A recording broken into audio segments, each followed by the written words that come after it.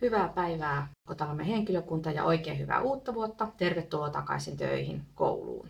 Toivottavasti kaikilla oli mukava loma, rentouduitte ja lepäsitte tulevaa kevättä varten. Haluan toivottaa tervetulleeksi taloon tulleet uudet henkilöt. Opettaja Hanna-Mari Perkkiö palasi opintovapaalta ja on 3B-luokan opettajana nyt sitten heti tammikuun alusta alkaen. Susanna Räyhäntausta on varittu Kristiina Tessierin äitiysloman sijaiseksi ja hän aloittaa Härkälässä myöskin nyt tiistaina. Anna Makkonen on valittu kouluohjaajaksi Marja Torvisen jäätyä eläkkeelle. Tervetuloa Anna. Ja Anne Koskela kävikin täällä jo joulukuussa, mutta aloittaa Laura Nummisen työn jatkajana Terhi Ojelin 3-4D-luokassa.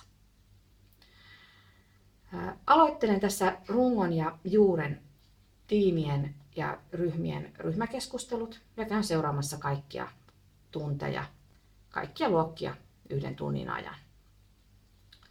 Uudet lukujärjestykset starttaavat heti tammikuun alussa ja niihin on tullut jonkin verran muutoksia.